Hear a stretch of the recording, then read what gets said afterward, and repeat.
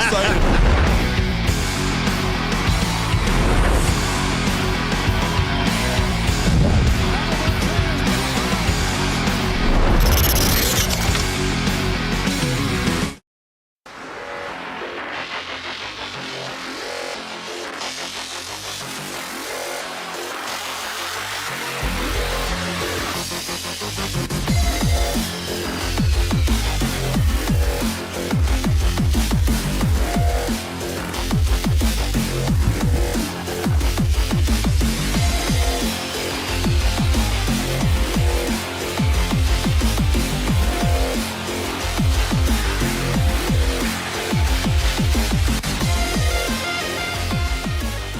It's time for Two Guys and a Goalie with Dustin Nielson, Matt Kassian, and the goalie, Joaquin Gage.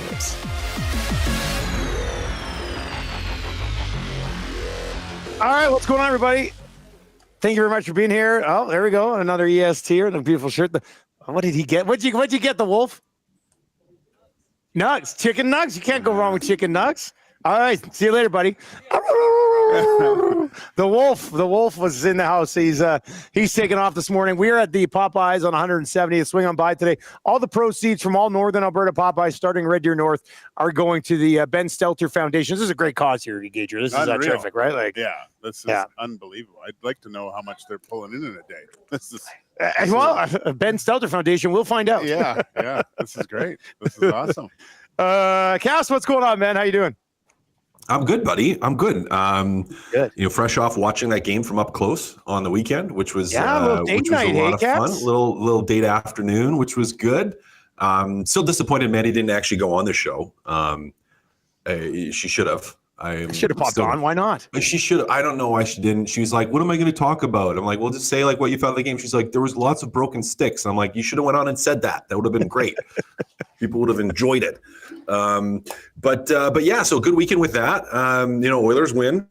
Old Kamloops Blazer, Logan Stankoven, somehow managing to keep the Carolina Hurricanes in it. Wow, what a shot last night! Wow, snipe. Yeah. Yep. And he's been their best player by far and away this series too. But yeah, so it was a good weekend. Good weekend for sports. Softball got canceled yesterday after we were already on the field and getting poured on because there was like a lightning strike. Yes. But aside from that, we're good. Well, now that you bring that up, I am praying for a storm tonight. So, Cass, you are a parent. Let me just run this by you. I've already brought in Hernan and Gager in the loop on this one. So tonight, Marshall has baseball practice. And then Thursday, he's got a hockey game at 4:30 and a baseball game at 6:30. So it's his first double dip of the spring. Plan on going to both of those. We'll basically not be able to watch the entire game live. But what do you think about me maybe trying to convince my son to stay home and watch the game tonight as opposed to go to baseball practice? I mean, I'm all for it. It's practice. Yeah, right? And we're talking about a game. Yeah, we're not talking about a game. Not the game. We're talking about practice. Yeah. I mean, even it depends on the child too. Yeah. Right. But Marsh would love to watch the game. Exactly. Even my daughter would rather probably watch the game than go to dance. Yeah, because she dance every day though. Yeah, she does. My buddy's in town today for a dance competition. Oh yeah. I don't even know where it is. I don't know. She's a pretty elite dancer. Yeah, no, I think we're done. There's some of the there's some solo competitions going on right now or whatever. But yeah, okay. We're all done with the comps, I think. But my daughter still dances because He said he had to go to a dance competition for 8 hours today. His daughter dances for 12 minutes of it. Is that how it is? He's in from out of town? Yeah. Oh yeah. You going? But to watch other kids for 7 hours and 48 minutes? No, you don't do that. Oh. I mean, it depends. Sometimes it's considered polite to watch your friends' kids or other people from your studios dance, which I've had to adopt a little bit with my wife. But for the most part, I just watch what my daughter does, right? And the groups that she's in. And even then, once I see the groups once, I'm kind of like, okay, I've seen it. Most dance competitions now, though, have a thanks, Hernan. Oh, got some wings. Oh, what you got some wings? Yeah. Let's show them to the camera. People are like, show us that chicken. There's some wings from Some Popeyes. wings. Those look good. Thanks, Nanso. That's And you can watch them online, right? And so it's great. So I can, while I'm working or something. Oh, that's not and when bad. she pops up, I can just go onto the online streaming and watch it there. So. Some of the initial thoughts on what do I do here. Jack Cookson from Pro-Am says, don't skip practice. I'm glad he actually texted in because we're sitting here at Popeyes. Like the first or second guy in this morning comes walking in. He's got this new Oilers hat on. He goes, I just came straight from Pro-Am. Come on. Got this hat for 50% off. I was like, nice. A big one had EDM across it. So, yeah, people are they're out and about today, Gager. The Nasties are just really up to Pro-Am, over to Popeyes, boom, boom, boom. So, yeah, get those hats at Pro-Am Sports, 50% off. Edmonton Oilers, Fanatics hats. Tell them you listen to the station up until when they close today. Those hats are on for 50. Anyway, Jack says I should not skip practice. Let's see what people say. Bronco Nick says, why doesn't Marshall just drive himself? Statue Boss Production says, we're talking about practice. Big Uke says there will be more opportunities to practice. Combine crew, what's up, boys? Lingus says, I already told my kid lacrosse is a no-go tonight. It's only practice. Derek from the Hat with a great solution here. Have a catch with Marshall in the backyard. Yeah. Throw him a few grounders, then watch the game. Yeah. I mean, technically, I could do that. Yeah. Sorry about lacrosse. Sorry. I know the Combine boys are big lacrosse guys. Mark over in the chat says, any coach with a soul would cancel that practice. And Caster 1990 says, Marshall needs to practice for the day he takes over EST. Stay home and watch the game. So that's a good one. Matt at the Garrett says, I watched the last game on my phone while my boy was at practice. So Spency 5 cents, he says, if this were the 70s, Marshall would be driving himself. Anyway, so I understand the double game day on Thursday. Not going to want, but it's a practice tonight. And the one guy who made a good point. I mean, I could take him outside at 5:00. He can work on some pitching. I can hit him some grounders, and we get in. He'll probably balls. Yeah, well, and he'll get more reps with me than waiting in line with other kids. Dude. It's probably better for his baseball development to not go to practice tonight. What sticks out to you in sporting events watching as a kid? So Marshall's 10? He's 10, just turned 10 in March. 10 years old. What was I what stands out in I'm missing something. I think it was like Canucks going to the finals that one. When was that, 84? No, before 84, because 84 was 82. Oilers. So I was 8? It was like, when you're talking Richard Brodeur. Yeah. That was, I think, was that 81? 81? 81, 80. Let's see here. Canucks Cup Finals. They don't have many of them. We should be able to find it pretty quickly. There's 3 Cup Finals. 82. 82. Yeah, so, 3. Yeah. Yeah, so I'm 9 years old, right? Do you remember missing out on that? Or well, probably hockey was over then. Yeah. But I probably didn't go to soccer practice, right? Yeah. Because I remember watching it all. So yeah. And that was probably the conference finals that I was and the finals, right? Well, and usually his sister would have soccer practice, but she's got some sort of mystery U9 bye week. So we could all stay home tonight as a family, watch the game. Here's my thought. Can I just give you guys my thought process on this? Yeah. This is my thought process on this, because this is, and I'm going to make the argument when my wife was really concerned about, with our first kid, so my oldest daughter, when she was in kindergarten, maybe it was the second, maybe it was their, I don't know, one of the kids. One of them. First and second, one of them. When they're in kindergarten, and it was like, they're going to miss a day, right? Going to miss a day of kindergarten. And my wife was upset that they're going to miss this day of kindergarten. And my thought process was, you miss this one day of kindergarten does not mean that she's not going to get into Harvard. Right? Like, because she doesn't draw the penguin today does not mean she will not get into Harvard. And so from a baseball standpoint, I'm like, you missed the one practice, probably not going to be the difference between making the majors or not. Now, you do it all the time, every week, and you never go. That's a different thing. But it's like, if you're going regularly, and there at most practices, and you want to watch something together as a family that's important and special and fun to do, Why wouldn't you do it? That's my take. I think so. It's a family event. Look, Marshall, big left-hander, right? Righty. He's Oh, big righty. righty. So Big righty. after the Tommy John, Averages a strikeout per inning pitched. one practice missed. You're probably looking at maybe $550 million instead of Right. 675. Yeah. So your goal. Yeah, I mean, to be honest with you, less reps on that arm at a young age, probably for the better. And let's face it, Cass, with the way that it's going, I think Trump's not allowing anyone into Harvard anymore. So Yeah.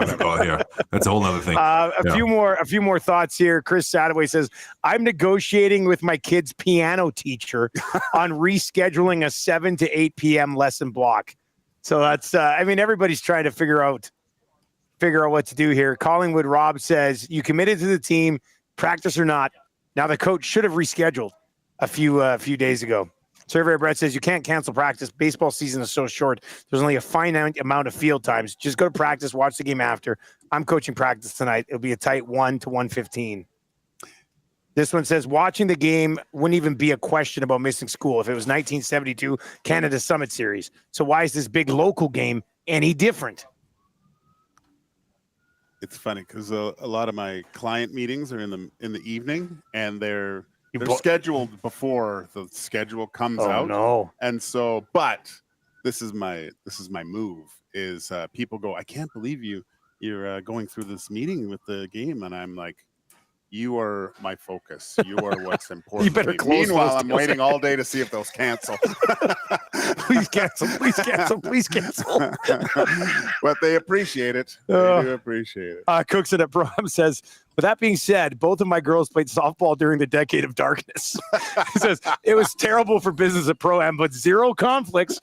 So that's good. He also says nasties are still rolling in to snag those hats. So nice. I love to see that. 50% off an Oilers hat during a run. It's, to be honest with you, I'm surprised they can even do that. But yeah, they're dishing those hats out. Nancy, what'd you get, buddy? That looks like a chicken sandwich from Cajun Fries. Spicy chicken sandwich. It's so good because it's not crazy spicy. You just get the regular sort of spicy. Yeah. You should have got a spicier one. Okay. Yeah. See that the spicy chicken sandwich here is exactly what. I think these are ghost peppers. So these are. Those will be spicy, boys. Spicy. Those will be spicy, click boys. The button. I'll click the spicy button. All right, Cass, you mentioned it with Stankoven. Let's just quickly hit there because we're on it. Gage, your thoughts first, man. Is that? I mean, they have a little bit of life, but does it? Can they? Is it something to build? Like, what can they? Can they somehow make this a series now? I'm gonna say no because 3 pretty big pieces were out of the lineup for the Panthers. Right? You inject those 3 guys back into it, and I don't know. And maybe they were listening to the show and figure they can get a gentleman's sweep show somewhere down in Miami if they finish things off here, but. No, I think this team is cooked. We saw the Florida Panthers kind of take the night off. I believe in a sense. So, but saying that, you don't want to give another team life, right? So it'll be. I think it'll be a very spirited game back in Raleigh tomorrow night. But let's face it, the Panthers are just capable of playing a style of hockey that's. I don't think that the Carolina Hurricanes can compete against. What do you think, Cass? There's some life there. So there's still life there. There's still life there. Yes, Florida wasn't banged up, but if I go back to that game 2, as I got to sneeze. So as I go back to game 2, I felt like for a majority of that game, Carolina was a better team.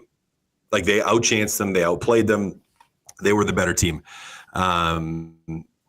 Or game 3, rather, not game 2, game 3. Game was 1 and 2, they got rolled. Game number 3, they were the better team for most of that game. And then they're kind of like Edmonton and Dallas. Like they got a couple goals, Florida, and they just kept rolling. Now you come out and you have a solid and controlled your game 4. Your goaltending plays well. The potential is there. The most likely thing that happens is they still lose a series. It is going to be really tough to run the table against the Florida Panthers with the playoff experience and the type of team that they have. But there's still hope. I think maybe they take it to 6. I think they get one more. you kind of hold on, and then Florida just says nope and shuts it down. But I think if it ends up back in Florida for Game 6, the pedal goes down. I think it goes down. Yeah. I want to get to this one too. Statue Boss Productions over on YouTube. If you're watching on YouTube today, hammer the thumbs up for us live from Popeyes today for Ben Stelter Day. Statue Boss Productions says, does any coach enjoy listening to himself more than Paul Maurice? And then C. Ron over in the chat says, Paul Maurice is a fun interview. What do you think of Maurice's? He's pretty. I'm captivated. Yeah. You kind of want to see what he's going to say. Yeah, right? because he takes what was his comparison? I don't even know. I watched it last night. What was it? Going to church and to church, crushing or shotgunning a beer. There's a Would time you ever, and a place to do certain shotgun things. a beer and in I was church? Like, yeah, and I mean, how many people are shotgunning beers today in church? But no, I like his view on things. I think he's genuine. He talked about his whole interview process too, of how it was so calculated before, and he was doing pressers all day, and he's repeating himself. So I think he even said no two interviews are ever going to be the same again. But I think he's articulate. I think there's a strong message in there somewhere. You can see why he's very animated on the bench. I mean, they have his whole speech of quit making plays, hit him, so there's nothing left for game set. Like, those are iconic messages to his teams. There was one I remember while he was coaching the Jets, and it was a game in Nashville, and he was yelling at Laine, and you gotta move, the expletive, you gotta move your feet, and then Laine did something and ripped it shelf, and he goes, or do that. There's some comedic timing with him too, which is fun. I think it's great. Cass, what do you think about Maurice? I love it, guys. I mean, great quotes. Yeah. The type of quotes that as a player you love to see too. Like, you love it when your coach says things like that. Like, you can get behind it, and it just makes you appreciate him more. I love it. It's almost like he's having a conversation with all of the media, right? Like, he's sitting down, just doing like a TED talk. Yeah, you would think you're privy to something other than just the regular. Oh, we got to get it deep. Give it 110%. Work on this. It probably feels like when broadcasters have like a one-on-one meeting with the coach. Yeah. It seems like a little bit more of an open sort of conversation. Like, that's, I think, the vibe that Maurice. Hey, man, I think that's the vibe he kind of gives off. Yeah, for sure. All right, Oilers and Stars tonight. We have to start with the big story coming to this one. Stuart Skinner is 5-0 in Game 4s. 971 save percentage, 0.80 goals against average, and 2 shutouts in his last 5 Game 4s. Gager, what does he bring to the table tonight? I mean, I think just more of the same. He's a extremely confident goalie right now. There's going to be, you're going to get the Stars' best, but he's after that second period, which was probably his best period of the season. You're feeling it. And past performances, when you told me those stats, those Game 4 stats, I was like, it's nuts, wow. Right? Like, it's historic. So, and he's shown in the past. Well, he gets better as the series goes on. It's kind of history's mimicking itself from last year, where he struggled at the beginning and somehow got it together and went on a roll here. So, and let's face it, this is a huge game for the Edmonton Oilers. Yep. I mean, and this is where I want to see the maturity of the Edmonton Oilers come to the forefront and realize the situation they're in, where they can really make it difficult in the Dallas Stars. Because let's face it, like we already said, Raleigh or Carolina winning gives them a little bit of life. Dallas Stars winning game 4 here will inject a lot of life into them going back home. Cass, you worry about the team's maturity anymore in spots like this with everything they've been through in the last few years? I don't think so. Maturity, no. There's still the execution. I wouldn't call it a maturity thing. Like, yeah. And worry isn't the right word either. It's like you see the possibilities still, right? There's still the possibility they lay a goose egg. Now, that I think that possibility of them doing that has got slimmer and slimmer as the playoff has gone For the most part, they haven't done that. But there were chunks in that last game, second period in particular, where Dallas was a better team that generated more offense and more opportunities. And Edmonton did a good job of not completely falling apart. Like, it wasn't chance after chance after chance after chance. Like, it's just they did have some good chances. Stuart Skinner bailed them out a couple times, and then they righted the ship and buried when they had their opportunities. So they were opportunistic, but they're still, again, like, concerned or worried is the wrong way for it. Like, they are a mature team. They are a mature team, but Dallas is a mature, good team too that can work their way back into the series if you let them. Bottom line for me still, as I've said over and over again on post-game show and to friends and to you guys and everybody, is like, I think the only team that can beat the Edmonton Oilers, even heading into game 4 here, is the Edmonton Oilers. Like, if they come out and they... That's what I was going to ask you, Cass. Like, is that, if you're looking at reasons somebody might be worried about the Oilers losing tonight, is it just they only lose if they shoot themselves in the foot here? Yep. I think so. But I think that's going to run the rest of the playoffs. That's going to be the story, is they only lose if they shoot themselves in the foot. Like, I don't think Dallas is so much better than you that when you're your best game and Dallas is at your best game, Dallas is going to roll over you. Like, I think it's tight, but you're still a better team than them. Like, give me Edmonton over Dallas when they're playing their best game. Now, give me Dallas's worst game versus Edmonton's worst game. Probably taking Dallas in that. So much of it's going to hinge here on just what Edmonton's able to do. But I don't know. They haven't this series really since game 2, game 3, LA. Like, they haven't given me much cause for concern. Have they done that for you guys? Like, do you guys have any nervousness around that? No, it's none. It's kind of. I was thinking about this on the dog walk today. I go, maybe this is a bad word. I have to say this, Gage. I love when you mentioned the dog walk all the time. I just want it to be a thing, like Gager's dog walk thoughts. Like, that could be like a segment on ESC Afternoons or something. Because you always are thinking on the dog walk. I purposely do it on the dog walk, but I was like, is this playoff run a little bit meh? Like, easy-ish? Yeah, like, there's no anxiety. Like what we just said. Like, there's no real worry about Edmonton, it's a weird feeling where, they're not completely the underdog and you can't believe what's happening and you're getting these outrageous performances by certain people. It's just, they're very, very businesslike in their approach to the last few games and contributions throughout the whole lineup. I'm not saying it's not great, but I'm just going, there's nothing that's really, they had the Rantanen thing, a couple hat tricks in a row. Then, you're talking about Conn Smythe, but he has 2 assists and 6 total shots in 3 games against them. Let me ask you guys this.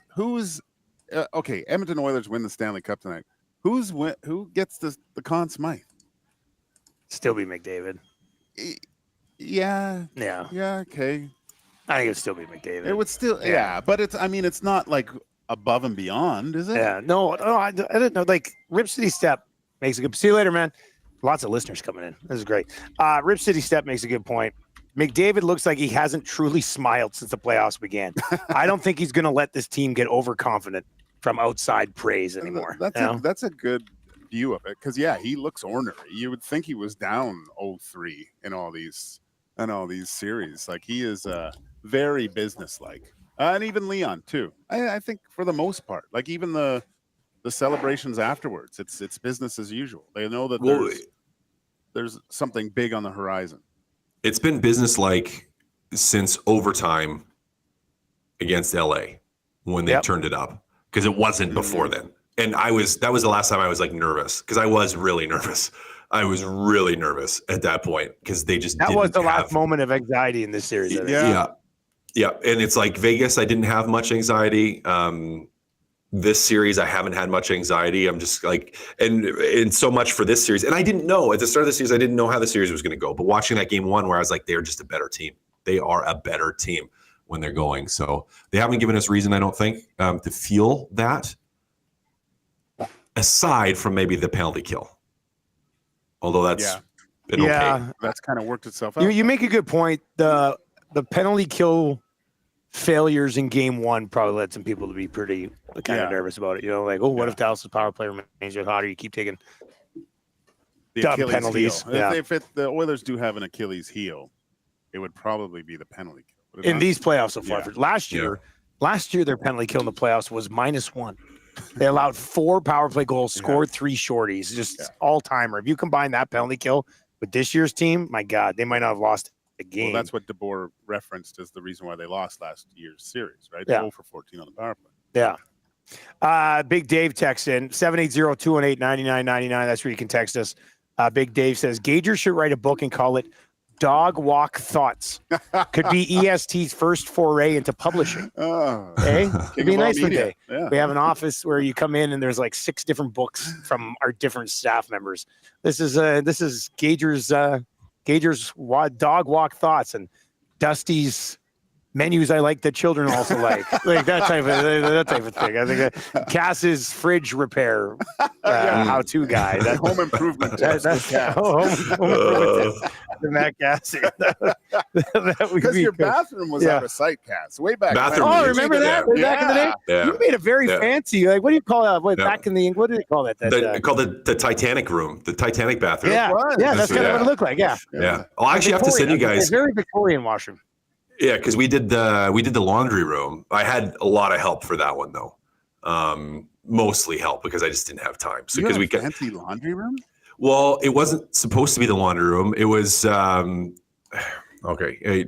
So there's a story to this. So my buddy Mike, he's a contractor, good friend, and he was riding his bike. Likes riding bike. He's one of those guys that sometimes even if it's like a little bit of snow, like he'll ride one of those fat tire bikes. And so it was. I can't remember exactly what it was, but he was riding by the house and he's like, I'm just going to stop in because he doesn't live too far. And he just popped in, come hang out with me, say hi, right? He's in the neighborhood. My wife's had her friend over and they were talking because my wife really wanted a mudroom, like for the girls. And we didn't have space for mudroom, but she's like, hey, like the closet by the garage, you could build a bench and just basically make a bench. So it's somewhere for the kids to hang up their backpacks, snowsuits, that sort of thing. Yeah. With 3 small kids, like, great. Now I was totally on board with this. I'm like, it's not, I can do that. It's not going to be too crazy. Like basically you just rip out stuff from the closet. You may have to patch a few things, build a bench, put in some hooks, golden, you're good. Right. So my buddy Mike comes over and the girls were sitting there talking about this and he's a contractor. So he kind of hears what they're talking about and he walks over. He's like, well, you know what you could do? You could knock out the wall in between the closet because the front entrance closet's on the other side, close up that other side and turn it into a full mudroom. And my wife just put her finger to her nose. She just did this, and then her jaw hit the floor. She was just like working suits. And anyways, fancy so my buddy Mike implanted that thought in her head. And the problem is the second you do that, well, the floor on one side is tile, and the floor on the other side of the closet is hardwood. So you got to rip out that, which means you have to rip out all the tile, which means you have to rip out the tile that runs in the laundry room, which means you got to tear out everything in the laundry room. And all of a sudden it turns from, just building a bench to redoing it, like building an entire room and then redoing the whole laundry room. And it just got way out of it. And so I basically told my buddy Mike, I'm like, you realize you're going to be doing this now, right? Because you started this whole thing. And he did a great job and it's beautiful. Like it looks great, but I wasn't as hands-on in that one. Yeah, I'll send it to you. It's really nice. Yeah. I can send you guys pictures of some work I did around the house last night too. Yeah. Duct tape? No, even worse maybe. So the bathroom upstairs that the kids use the most, the toilet, the chain kept kind of popping off the lever. Yeah. So I'd been going for like a month. Tammy last night was just like, can you not fix this thing? I said, yeah. So we had like, I remember I'd bought a couple of like spare things for a bathroom on the main floor. So I dug underneath the sink and I found it. And I didn't want to flip out like the flipper. Yeah. So I just took the top part of the chain off of the chain that was on the new flipper. And I went up and I got in there. But it was a little bit different than the one that was in there. So I like just sort of jammed it in. I did. Tam's like, is it fixed? I said, totally fixed. And I think it'll stay on, but it's upside down. It's a mess. I couldn't even change the top part of a chain properly on the toilet. But I think it's going to work. So I love it. So that's a good thing. That's as close as I get. It's not very good. Cash, you're way better at this stuff, man. I have to use a. Well, I'm just okay. I'm just okay. Use a paperclip on the toilet? Yeah, because the chain, that would have right? worked. So Jeez, I didn't even think of that. I just because the chain part erodes or whatever, and instead of buying a whole new unit, Yes. I just go get really thick paper clips and then just wrap it around and redo it. Damn it! Smart. I should have asked you about this. But those are my that's a cable guy kind of. That is, right? Totally. So. Cable guy. All right, if you're watching over on YouTube today, hammer the thumbs up for us. 39 likes away from hitting 100 over there. 280 if you're watching now, so you should be able to snag 39 likes on that front. Two Guys A Goalie today and every day.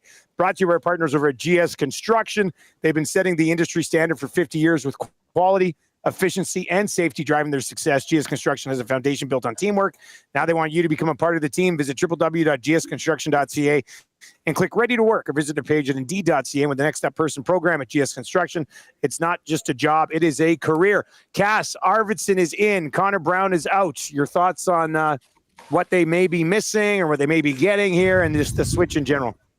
Yeah, I think you're going to miss the speed and aggressiveness that Brown has brought. Like, he's been really good. Picked him as an X factor when we didn't know, if he was going to continue to play early on in the series after missing time right after the Vegas series and not skating. And he's been good. Like, I have found Connor Brown in terms of energy level, forechecking pressure and turning pucks over. Like, he's just been rock solid. So you are absolutely going to miss that and miss his speed. And up to Arvidsson, who, I didn't know Knobloch had some quotes about how they liked Arvidsson's game before they pulled him out of the lineup.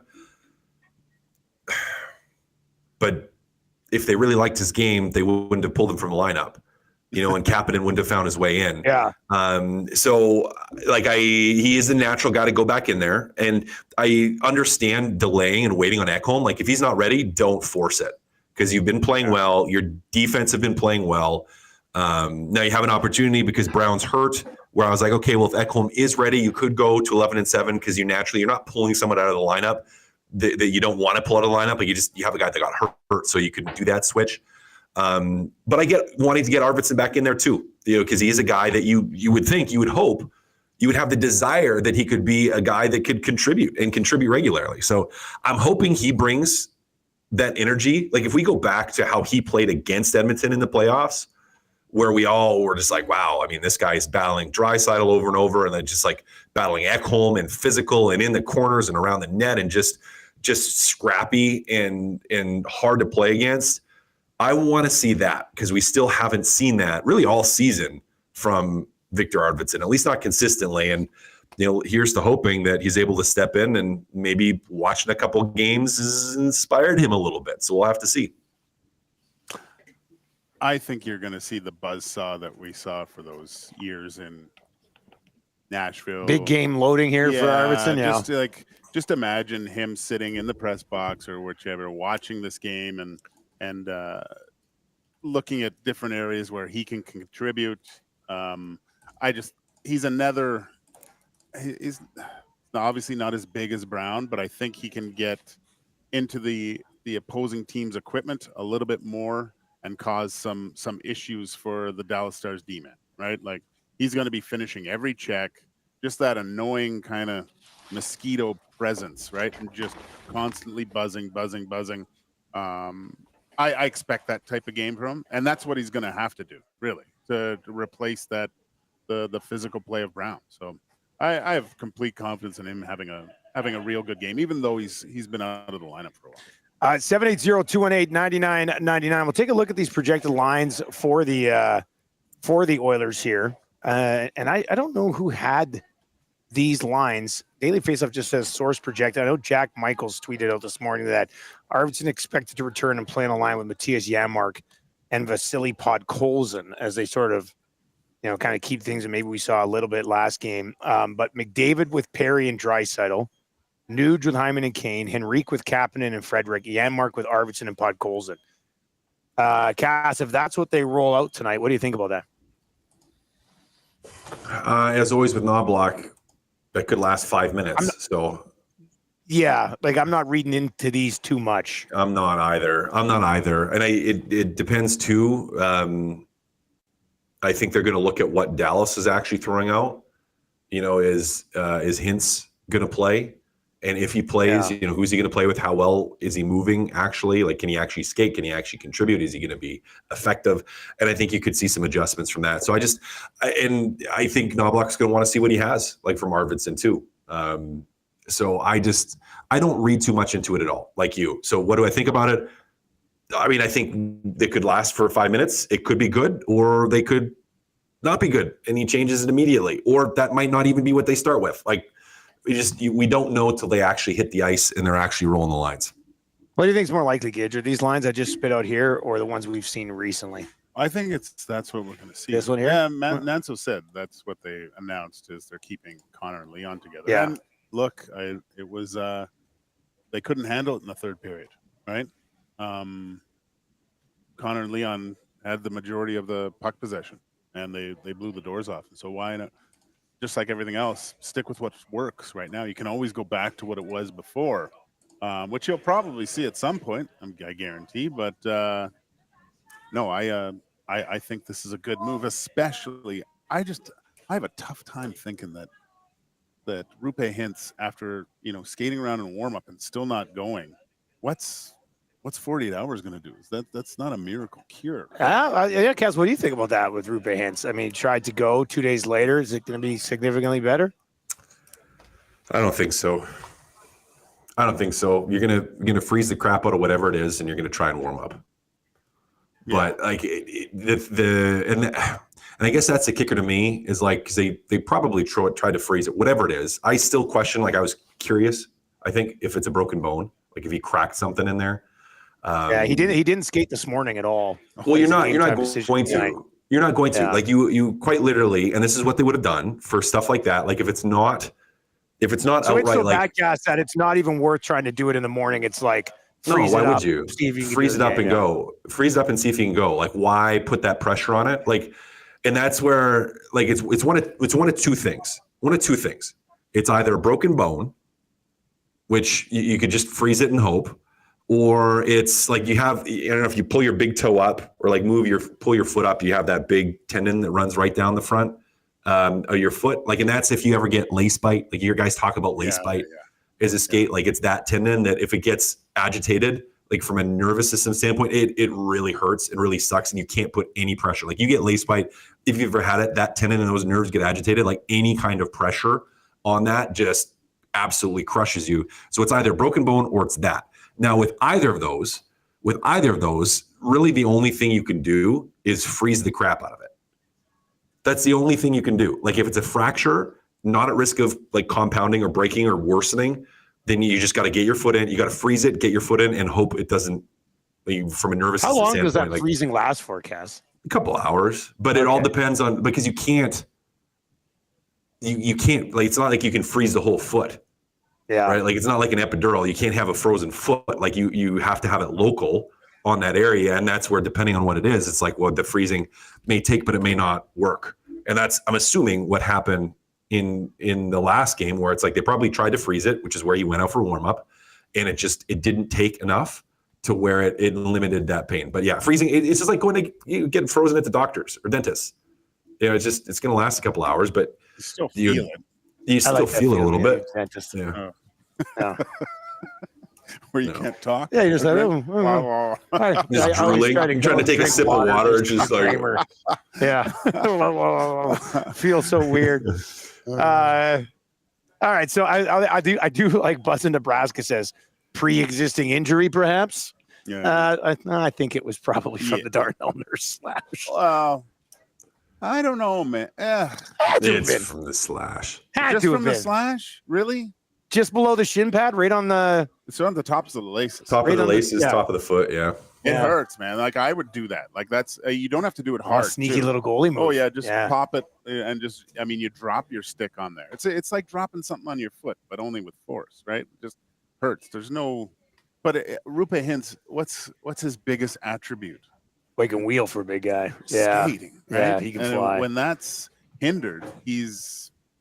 Yeah, even if he was to somehow tough it out tonight, you're going to take advantage of him as often as you can. Yeah. You want Connor and Leon going up against the Rupe Hintz line if he's playing, right? Like, and trying to slow those guys down. As V Power says over in the chat, even if Hintz plays, doesn't he just become a target? little taps on the foot throughout the game, like a little bit of this here, a little bit of this here. Because that's not one. It's not ambiguous, right? Like it's not like just a lower body injury. I mean, they may say that, but it's like everybody knows what happened. Everybody knows it's you right there. Better believe. You better believe. Every draw he's taking, you're accidentally on purpose going in there on that. You know what I want? I want to see somebody in the media, if Hintz doesn't play tonight, ask DeBoer after the game. So is Hintz, is this from a pre-existing injury or just to see if they're coming off a loss, full-blown meltdown from DeBoer? That's kind of funny. Sheldon on a parts desk texts in at 780-218-9999 says, I just got back from grabbing Popeyes at 170th there, boys. Shocked I didn't see Lieutenant Eric passed out in the corner drunk on chicken like Fat Mac and Sonny from Philadelphia. Or Sonny in Philadelphia. Great job, guys. Sheldon, yeah, we are the guys are going to be here live. EST Afternoons is coming up. Hernan and Gager from 1 until 3, also right here at Popeyes. And then the Reed Wilkins show from 3 until 5. And then that'll be from here as well. And then down to Ice House. Tommy Gazzola doesn't do shows at Popeyes. He only does shows from bars. So he'll be live at Ice House tonight from 5 until 6. But we are here today, May 27th. That's today, Ben Stelter's birthday. And obviously a massive Oilers fan, became a legend with this group. And he, after cancer treatments, would want Popeyes for lunch. He would come down. He'd have the tenders, the mac and cheese, and the Coke. That was his favorite go-to, which worked out really well for me because I also love tendies and mac and cheese and Coke. So that's what I had today. It was absolutely tremendous. But it's like almost like standing room only in here right now. So it's been awesome. But it's not just this location; it's all locations. So if you can't get over to 170th and say hi to us, pop by whatever Popeyes you're at. It's also for orders like delivery, drive-through, order in, all of it, and it's not just like 50 cents from every piece of chicken. It is all the net proceeds today from Popeyes will be going to the Ben Stelter Foundation. So no better day to swing on by here and pick up some delicious Popeyes for lunch. When do they get Ekholm back here, Gager? What do you? How do you do it? Like, it's not going to be tonight, obviously, but like if you go up, I don't know, if you go up 3-1 and you're sitting there going, okay, a little bit of breathing room. We still want to roll 4 lines, so we take Stetcher out, put him in. If it doesn't go, we still can get through 5D, maybe win this. If we don't lose, it's not the end of. How do you do it? Does it depend on the other series too?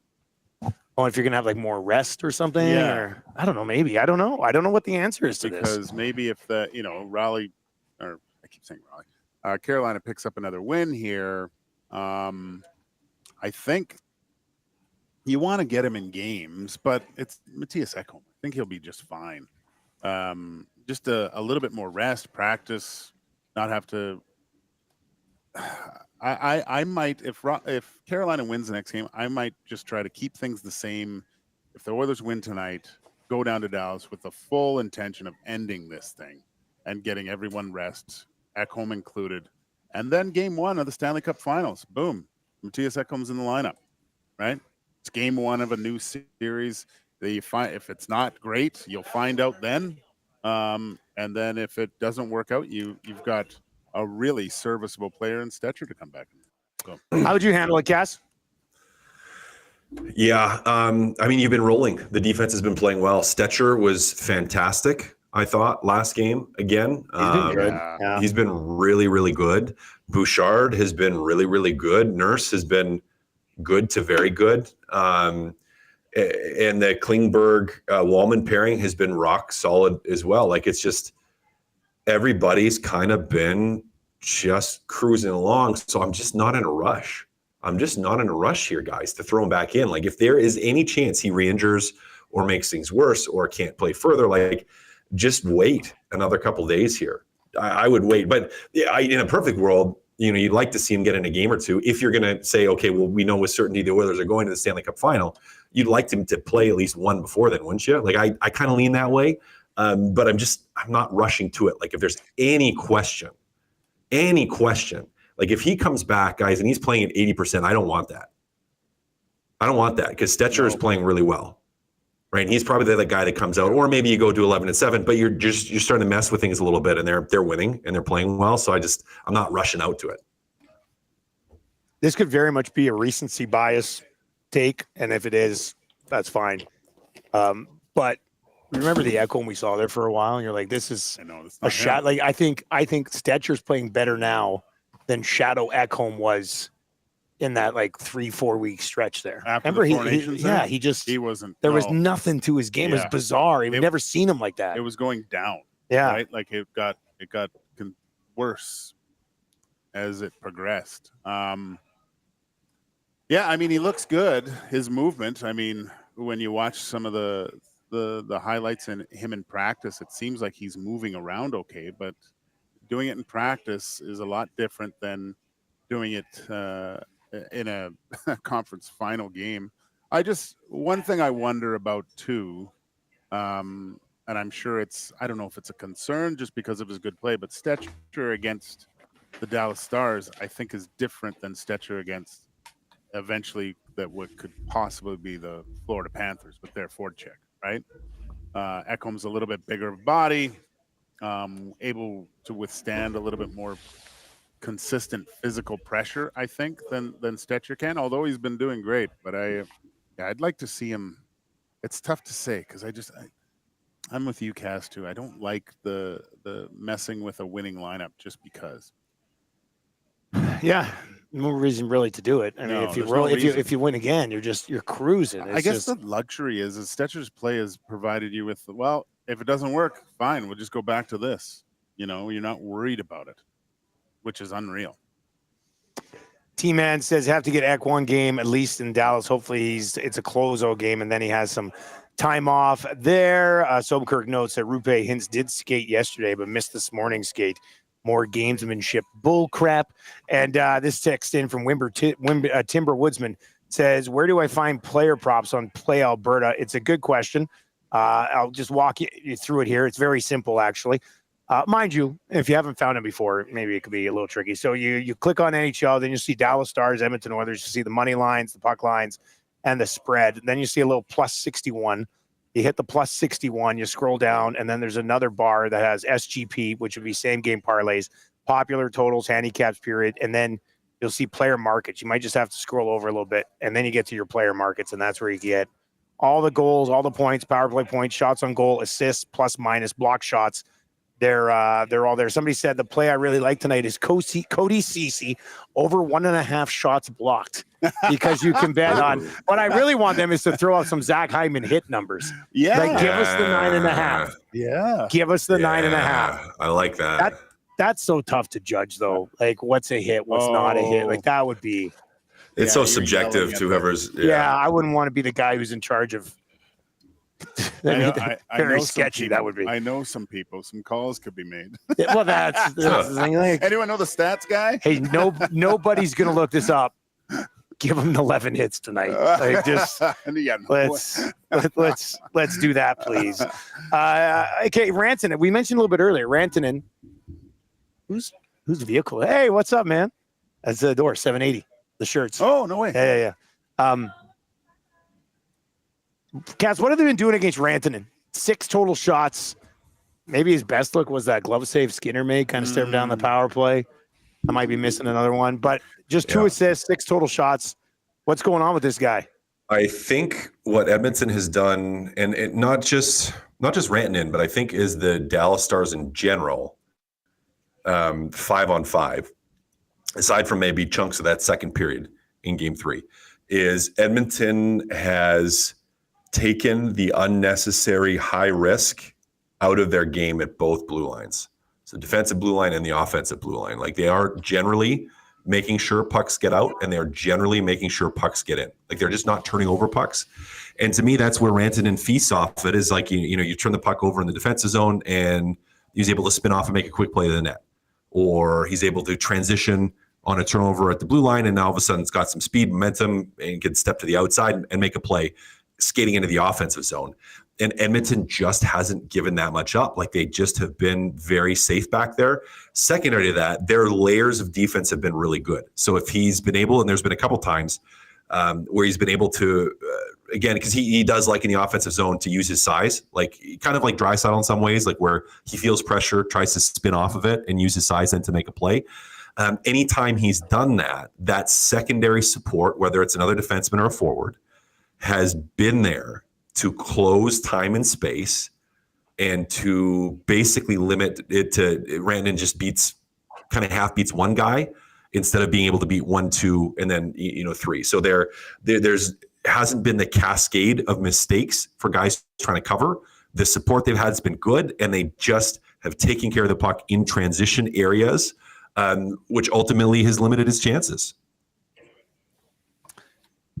The physical play, making sure, you said it, Cass, eliminating time and space, right? Even him, when he does that kind of spin move, they've done such a good job that, and I even think they're eliminating it early, right? Like they're getting in his way. Like the Dallas Stars seem like they would be more of they would be able to generate more chances off the rush. And I think the Edmonton Oilers have done a really good job of eliminating at least Rantanen on a number of occasions I've seen, just getting in his way so he can't get up and going and going into the offensive zone. So obviously there's a conscious effort to, anytime you're near him or he's with the puck, they're finishing checks any chance they get on him. And it looks like it. It looks like he's becoming a little bit frustrated. Cass, Ryan Nugent-Hopkins tied for the third most points through the first 3 games of a conference final ever. Jeff Carter had 8. Evgeny Malkin had 9. Kucherov, Point, and Nuge had 7. Does he keep that rolling? What are you seeing in Ryan Nugent-Hopkins' game? And we had somebody text in yesterday morning before we even started the show that was like Ryan Nugent-Hopkins' legacy game. But that pass up to made some. He had a good game. What have you thought of him? 7 points through 3 games. Yeah, well, he's picked it up, hasn't he? Another guy, you kind of throw him into the category of Evan Bouchard in some ways, where it's like I want to say he struggled all year, but was not at the level that we expected him to be at, and not at the level that he expected to be at in terms of total output and total play, but certainly found his stride now. They're throwing around the words. I don't know who said it first or asked the question, but they're tossing around that like utility knife or jackknife term with him, where it's like he just kind of can do everything. Yeah. And or Swiss Army knife. That's what I think. That's what the term was. And Swiss Army knife. That's Swiss Army knife. That was what the term was. Well, utility knife would be the same thing. Like Swiss Army knife is just a specific brand. It's a specific brand. Right? I think most Swiss Army knife, but last game he was a Leatherman. Like, there you go. Right? I like that. Yeah. Do you carry a knife? Yeah, but like the dog walks. Yeah, on the mean streets, yes. On the dog Sorry, walk. guys, you can finish dog thoughts.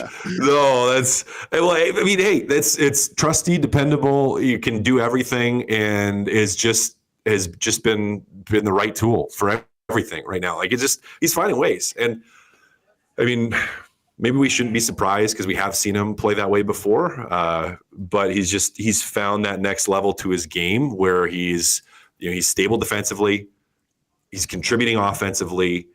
He's just kind of doing everything and doing it in a way that's just really going to help your team have success.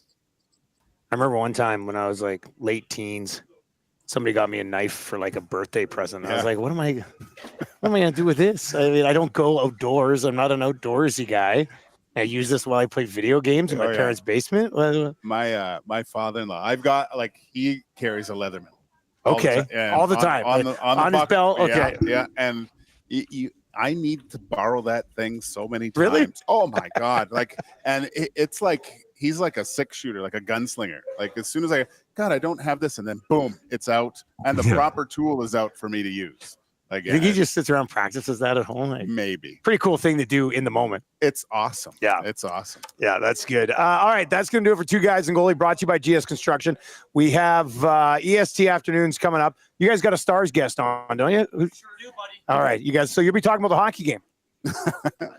Okay. Yeah. All right. Hernan confirms you guys will be talking about the others and Stars. No more fruit talk coming like yesterday. Cass, what's the official prediction, buddy? Oilers win. They keep it rolling. I think it's a tight one again, tight game, but I think they got the mo. I think they give themselves a chance at the gentleman's sweep. Stars roll them tonight. Slide in here, boys. Get in here. You think the Stars roll them tonight? Yeah, I think. You're nuts. Yeah. Yeah. Wow, this is my stunned face right now. This is really rolls. We're taking a picture if you're listening on YouTube. There we go. Beautiful. Tons of people popping out to Popeyes today. I think, you know what? I think it's the other way around. I think the Oilers win convincing. Okay. I'm gonna say Oilers by 3 or more. I think they get it done tonight. I think they get goalie tonight. Okay. All right. Well, that's like we're all over the place. Yeah. This is gonna be great. ESC Afternoons is on the way next for Gage and Cass and Two Guys and the Goalie. Brought to you by GS Construction. They're always hiring. I'm Dustin Nielson. Talk to you tomorrow morning.